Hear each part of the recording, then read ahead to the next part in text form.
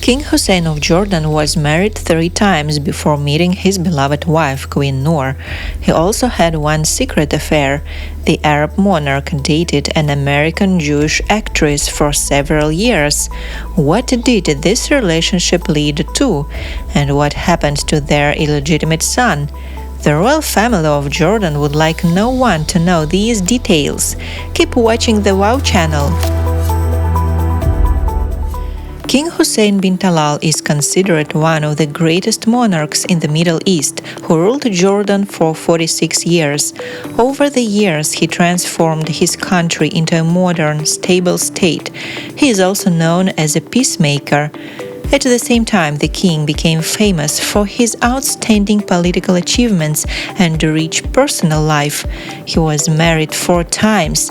His most famous and influential wife was Queen Noor, who lived with him for 21 years until he died in 1999. King Hussein was the father of 11 children, but few people know he also had a secret 12th child with a Hollywood actress of Jewish origin. This fact became known only years after the king's death. The royal family of Jordan has never commented on these reports and in general would like no one to learn this fact from the biography of the king. So how did this love relationship begin? King Hussein bin Talal has always been considered a ladies' man.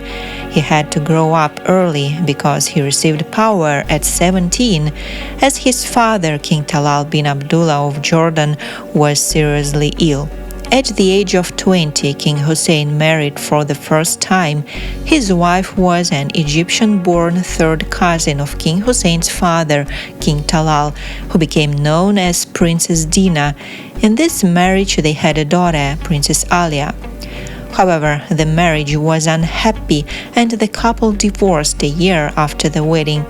The likely reason for this was that this union was agreed upon by the couple's relatives and was created without love. King Hussein loved beautiful women and could not live without true passionate love, and this was his weakness, which his partners and opponents could exploit. This happened in 1959 when King Hussein arrived in the United States to ensure a continuous flow of American aid to his country. Once a British colony, Jordan lost British military and economic assistance in 1957 when the United Kingdom cut off its annual subsidy. That's why King Hussein's visit to the United States was crucial for his country. The young monarch was 23 years old then, and he made a significant impression on the American elite.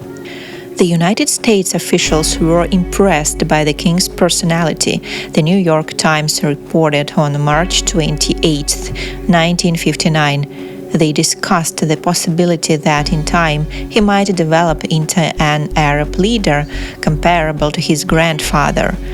King Hussein was unmarried then, and of course he was interested in beautiful women like any 23-year-old man. During his visit to the USA, he met the charming 32-year-old Hollywood actress of Jewish origin, Susan Cabot. However, this meeting was not accidental. It sounds like a Hollywood movie script, but the CIA arranged their meeting.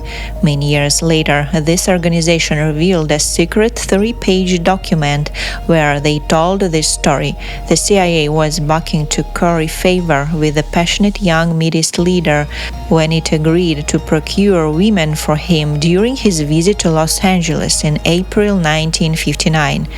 When the CIA officers invited the actress Susan Cabot to a party where the King of Jordan was present, she was unclear about the role she had to play, but then she was told, "We want you to go to bed with him." Cabot said she had rejected the proposal but decided to go to the party and ended up being quite taken by the king, she described as most charming. During her stay in Long Beach, Cabot spoke of the publicity surrounding her relationship with King Hussein. She discussed the publicity in the case at some length with the security representatives, the memo said. Cabot and Hussein first met at a party at the house of a California oilman. They got along so well during the Los Angeles portion of his trip that he wished to meet with her during his stay in New York City from 14th through 18th April 1969, the CIA memo said. During King Hussein's stay in New York, the agency rented a house for him in Long Beach, Long Island, while Cabot was registered at the Hotel Barclay in New York under an assumed name. Thus began their love affair, which lasted about 7 years. Hussein's budding relationship with Cabot was well known at the time, and numerous news reports mentioned that the Jewish heritage of Cabot, born Harriet Shapiro, might cause a problem for the Muslim king, who was a 40th generation direct descendant of the Prophet Muhammad. King Hussein of Jordan and actress Susan Cabot were people from entirely different worlds. Susan Cabot was a major movie star in the 1950s, but her fate was brutal, unlike her lover, who grew up in the palace and was preparing to become a king from childhood. Cabot was born to a Jewish family in Boston, Massachusetts. She was left an orphan after her father abandoned the family and her mother was institutionalized. She grew up in 8 different foster homes and suffered emotional and sexual abuse during her teenage years. This triggered post-traumatic stress disorder and damaged her psyche. To leave her foster family, she had to marry her childhood friend when she was still a minor. She began working in early age, first as an illustrator of children's books, then as a singer, performing in Manhattan. At the late 40s, she made her film debut, and in the 50s, she became a star, starring mainly in Hollywood westerns. After divorcing her first husband, she dated King Hussein for several years. In 1964, they had a son, Timothy, who was half Arab and half Jewish. Of course, this could have caused a big scandal in those days, but this story was kept a big secret. Another interesting fact is that in 1961, King Hussein of Jordan married for the second time to a British woman, Toni Gardiner, who became known as Princess Muna. It turns out that during his second marriage, he continued to secretly date actress Susan Cabot. They separated probably because the king found a new woman. He fell in love with a girl of Egyptian descent. She was an Egyptian-born daughter of Jordan's first ambassador to the United Nations, known as Queen Alia. She became his third wife in 1972. Susan Cabot also found new love. In 1968, she married her second husband, Michael Roman, with whom she raised her son, Timothy Scott Roman, before again divorcing in 1983. In turn, King Hussein remembered that he had an illegitimate son. Every month, Susan Cabot received financial support from the Jordanian royal family in the amount of $1,500. All her life, Susan Cabot hid her child's real father. She reportedly told friends he was the son of an English diplomat she was married to for a short time, to cover the fact that he was illegitimate.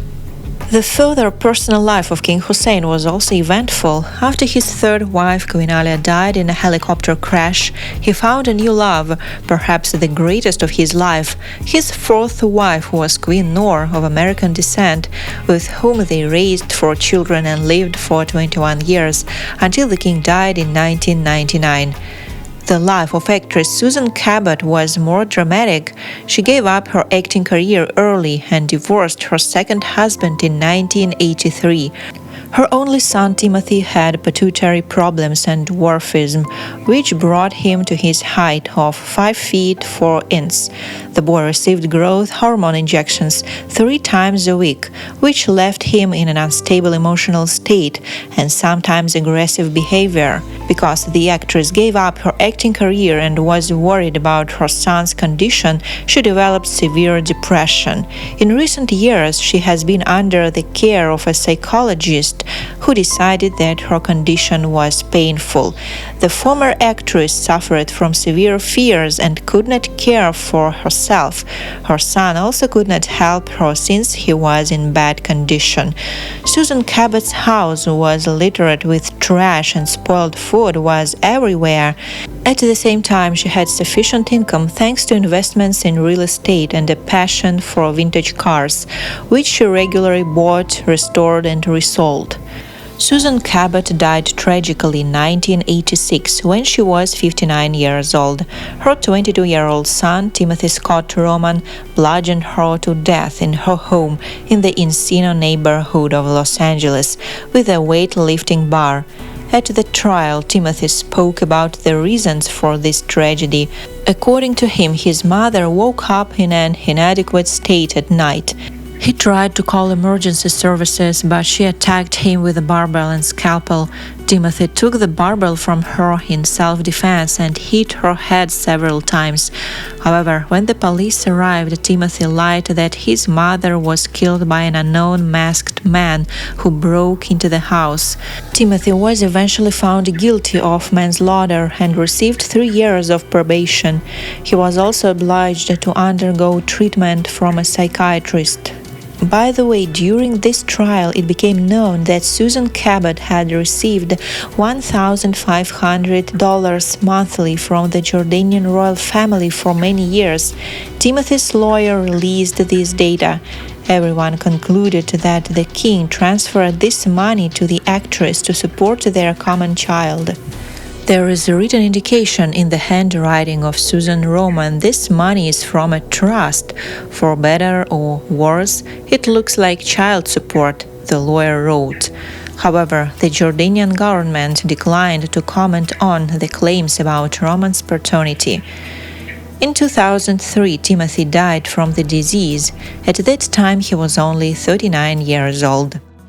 It is unlikely that he ever met his supposed biological father.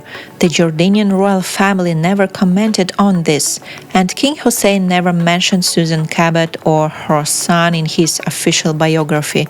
As you can see, there are so many secrets in the lives of monarchs that they would like to hide from everyone. Thanks for watching. Remember to share your thoughts with me. Click like and subscribe. See you next time.